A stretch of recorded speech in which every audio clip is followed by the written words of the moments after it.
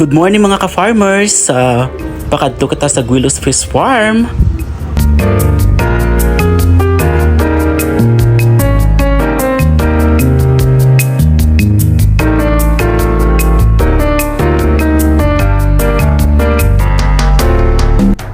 Mga ka-farmers, ari na kita sa pantalan or sa may suba kung sa diin na masakay kita sa bangka pakadto sa Guilos Fish Farm. Dala-dala naton ang i-order nga 80 kilos nga Aqualife.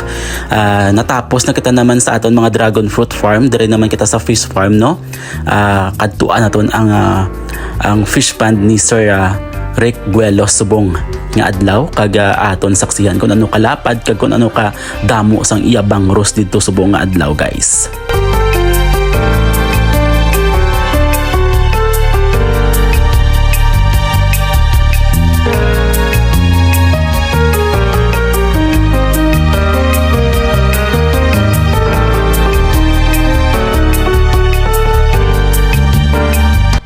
Kag syempre bida subong adlaw ang aton nga upod kag taxi naton nga driver nga si Sir kag ara si Sir Mark Anthony Canha kag ang mga bata-bata ni Sir Rick Guelos nga naga-diskarga sang aton na 80 ka kilo nga Aqualife para gamiton sa fish pond ni Sir Rick dito sa iyang 67 hectares nga fish pond. Lantawon naton karon .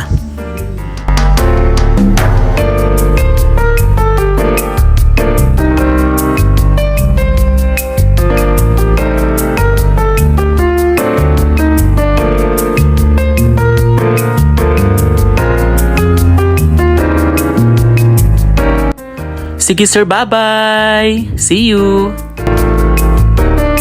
Ahay, daw nasubuan si Sir Mark Anthony Canha sang pagbabay sang taxi driver namon, no? Ahay. Sige lang, makit-anay pa man kamon na sir, Pagbalik sa Iloilo, makit-anay gigapon kamo, Pansamantala lang kita diri sa Guilos Fish Farm subong nga adlaw,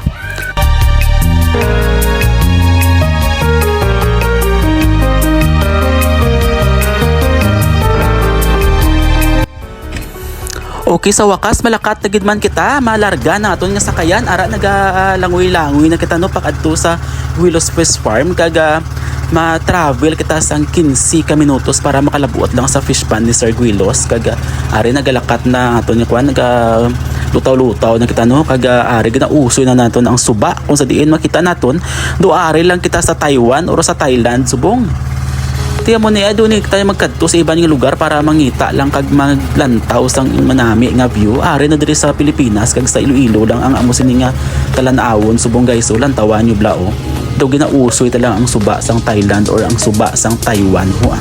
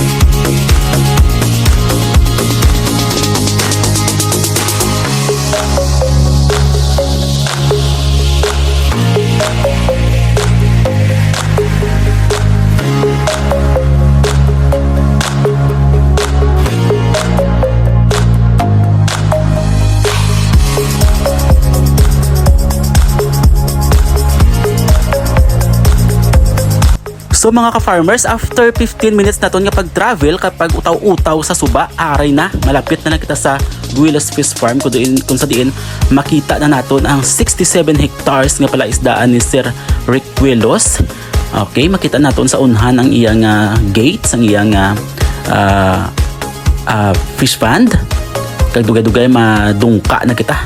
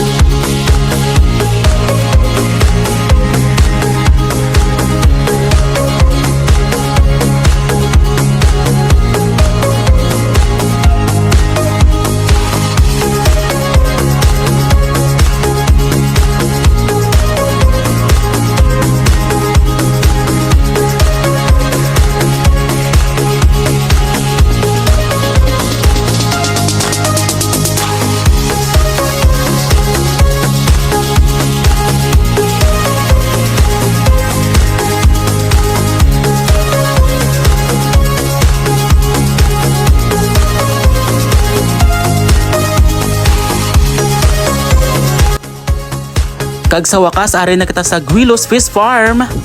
Ara, welcome to Guilos Fish Farm. Ang iyang palaisdaan ka napadlapad, no? Grabe. First time ko nakakita sa amo sini kalapad nga palaisdaan ara makita nato, no? Kutob sa makita sang imong nga mata kay Sir Guilos ina nga fish pond. Kag ang iya sini nga isda bangros ang ginabutang niya diri subong kag gamit ang aton nga products nga si Aqua Life guys. Ara si Sir Mark Anthony Canha nagtudlo-tudlo daw may tuyo siya sa bangros nga sa rapon kag daloon sa ila balay to sa Antiquio.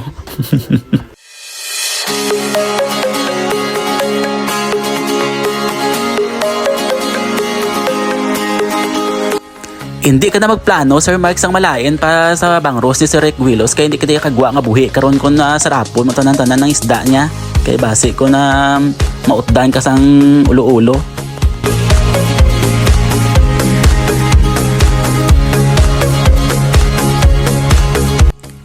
Mga ka-farmers, na-amaze kita sang palaisdaan ni Sir Rick Guilos kay katinlo-tinlo. Very na-manage niya kag na grabe ang pag-develop sang iyang fish pan, no, for how many months nga fish pan si Sir. Grabe hawan-hawan siya nga palaisdaan kag makita mo kung ano kanami siya nga palaisdaan guys. Nagatindog-tindog ako sa punta nagaano-ano ko na yaman. Good morning everyone, welcome to Guilos Fish Farm diri sa Dumangas, Iloilo. This is a 67 hectares fish pan. Kag makita natin ang pinaka-lapad-lapad yung fish pan ni Sir. Kag organized, kag very clean. Kag tinutundo sa iyang fish pan, no? Do sa piho, man ako magburo-bit-bit sa akon nga lakos to. Mahulog ng lakos mo ron, malumos. Nagaling kay buaya man ang lakos, andin ang malumos, malangoy-langoy lang na sa'yo karon. Do sa piho, maglakat-lakat si Tio Iruelo, Di na siya makadto. Anong samok-samok na garusan, mangita na yan sang kape daya sa balay ni si Rico araw-araw mga pisyo din kape nagkasala-sala man sila. Sir. Hello Sir Rick Guilos, good morning. Good morning. Bay ilang kuya ko yung uniform niya. Uniform gani.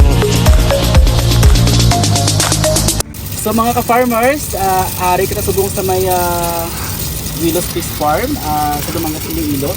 Magsa na to ng kadami-dami isang bangros, no? Is 67 hectares na bangrusan ni Sir. Kag magsa na to ang nagabubod sa ilang hindi pa siya kabalo kung anong panawag sa nagabubod nga machine sa may bangros. So pamangkoto na bigkaroon ng tinawo ni Sir kung anong panawag sa isang gabubod sang bangros nga machine nga ni. Isa amo ning pinakatindo duro nga fish pan nga nakita ko sa bilog ko nga kabuhi kag organized. Wow. Syempre very organized si Sir Rick sa iyang fish pan kag hindi mo makita nga daw bag-o lang siya nagkapot sa palaisdaan ngayon nga 67 hectares, no.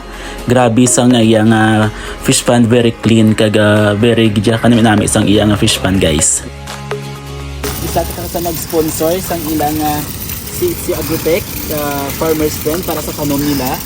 Kag syempre naghatag mo to sang gamay-gamay nga snacks para sa mga mabulig karon sa pagtanom. Kag saksihan naton kung paano rin syempre activities niya sang Menro in cooperation sang Menro kag upod sang PNP, BGMP, BFP kag LGU sang bilog nga banwa sang Dumangas ang amo sini. Bye-bye man siya kuno. Mike, good morning. Thank you for Sir Ruel. Para si Sir Mark Anthony Canha nagawib-wib na-amaze sang palaisdaan sa Rick Guilos. Sobra-sobra kalapad-lapad yung palaisdaan yun Sinusupplyan natin ang ating product na Aqua Life. So ari guys, ilipot ka mo sa palaisdaan sa Rick Guilos. So lapad-lapad ganiwara mo.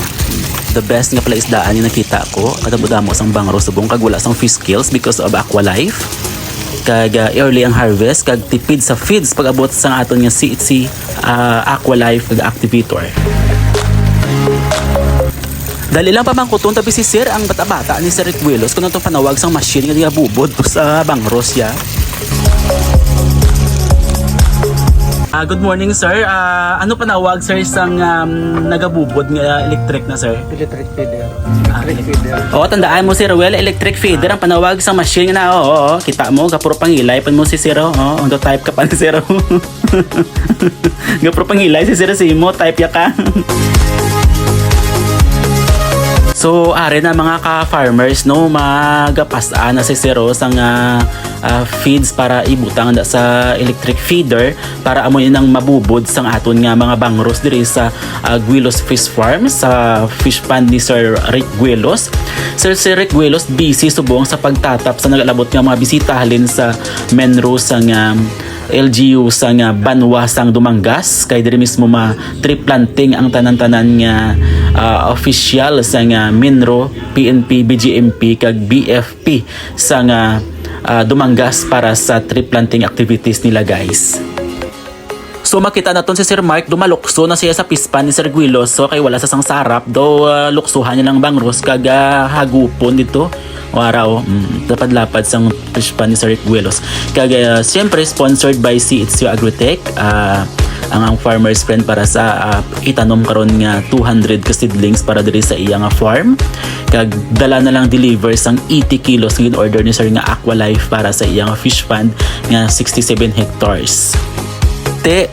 Sir Mark, anong plano mo sa isda ni Sir Requilos? Kaya daw namin, ganyan mo nga propanghawak daw may plano ka sa bangros ni Sir Requilos. Daw hagapon, mantanan-tanan. Hindi mo na mahagap, kada mo na 67 hectares na, hindi mo na kaya.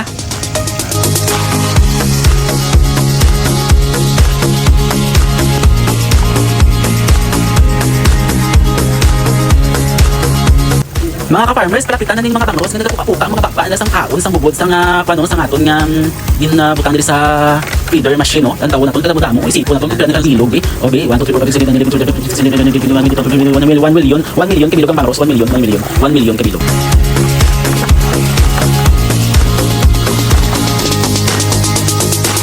So are no the best ang aton nga CHC Aqualife sa bangros ni Sir Guelos sa amo ning pinakanami kay mabuligan naton mga farmers, no, para sa ilang pagpanguma kag sa pag-harvest sa madamo kag wala sa nga uyang ang ilang paggasto kag makatipid sa feeds kag makatipid man sa kwarta.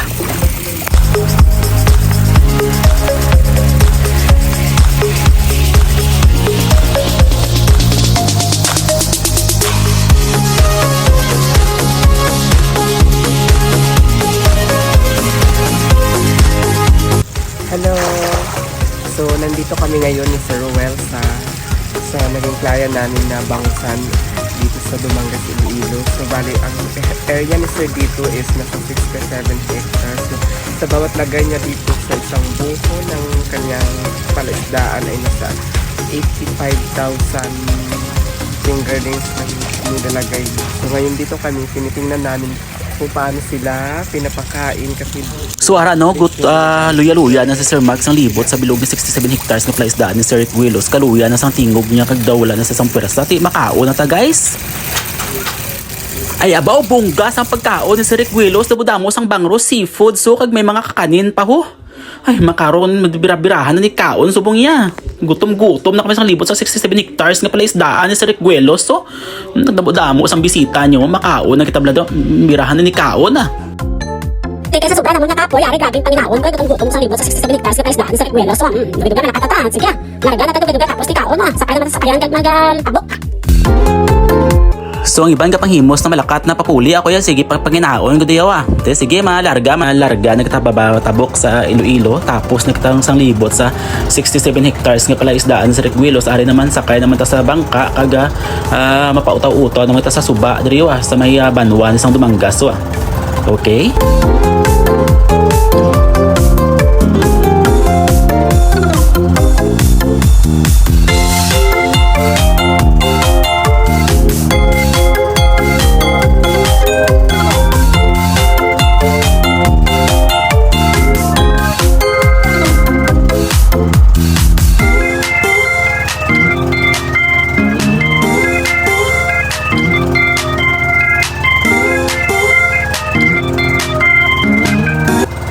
Baw grabe.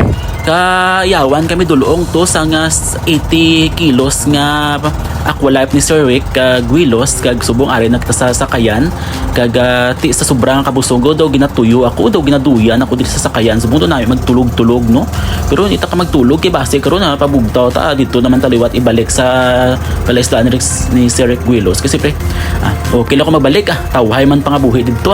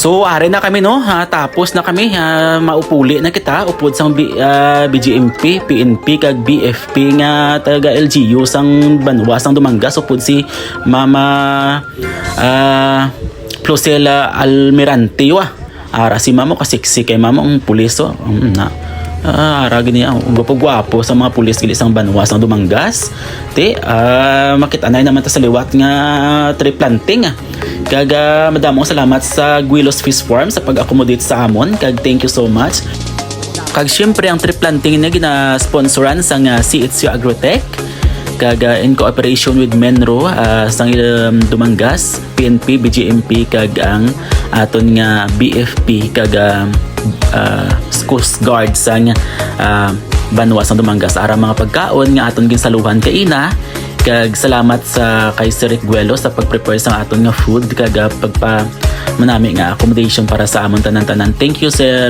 Rick Guelos sa Guelos Fish Farm diri sa Barangay Talusan, Dumangas, Iloilo. Ara mga pictures namon kag kita na kitaliwat Sir Rick sa next mga orders sang CHC Aqualife.